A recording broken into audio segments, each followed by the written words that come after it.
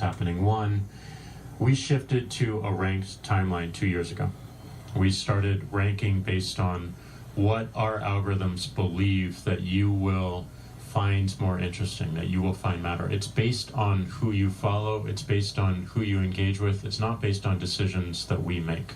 Here now is Guy Benson, townhall.com political editor, Fox News contributor, the host of Benson and Harf radio show. Guy, what did you think of that response?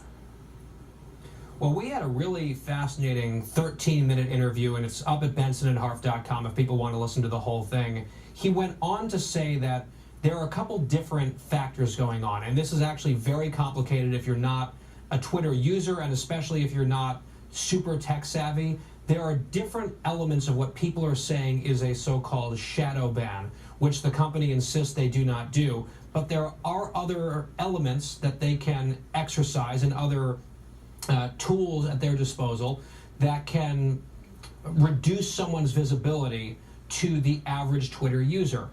Some of that is based on algorithms, where the computers, speaking broadly, make these decisions. And one of them is when you search someone's name, prominent people who are close to that search will often auto-populate as like a drop-down menu. So if you were typing in Melissa, trying to find your name, if you got to Melissa, and I think it's A, and then FR, and then your name isn't showing up for some reason, hey, you're on Fox News and Fox Business Network, why aren't you showing up? That was happening to the RNC chairwoman, to a number of members of Congress, and Jack Dorsey told me that was a mistake, it was wrong, and it was corrected on Twitter's part. I think they are very much aware of concerns that out in Silicon Valley, big tech is putting its thumb on the scale against conservatives. And I think part of the reason that they agreed to do the interview and sit down with me is to at least try to be more transparent and address these concerns head on, rather than just sending out a tweet and hoping that's good enough. And what was also disturbing about this for people that are out there is that it could be someone that used to populate your screen before, because it says, you know, when he said in his answer, it depends on who you are and who you follow, and that's what you were seeing. That struck me as false, because it was for, you know, it's somebody you would have seen a lot before, all of a sudden disappeared from, I mean, I had this experience from my particular profile as I went through there looking for someone, and it makes it seem like, you know, his explanation wasn't accurate.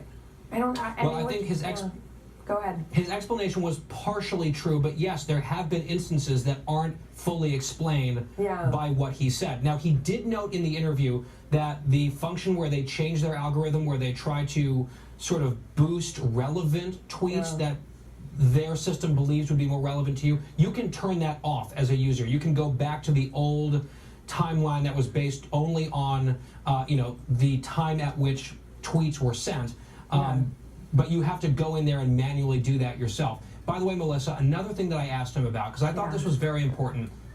Ultimately, they can talk about algorithms, they can talk about the machines and the way that they operate. There are human beings who do make important decisions as for content. And I said, Jack, Silicon Valley is notoriously left-wing. I was at a conference, Twitter had all of their global employees in one room. There was almost 4,000 people. I spoke on a panel. And I wondered, I actually asked him off camera, I wonder what percentage of those people out there would have voted for Donald Trump or voted even for the Republican Party. And my guess is that it would be a very, very small number. And he acknowledged, he said, yes, we do have an insularity problem.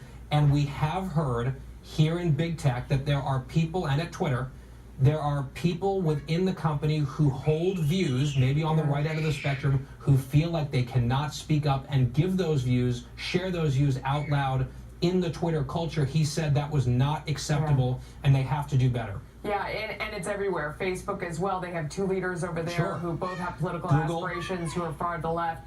I deleted my own Facebook profile yesterday. It has become this really dicey thing. Guy Benson, thank you. I wish we had more time. You got to come back. We don't have more time because Les Moonves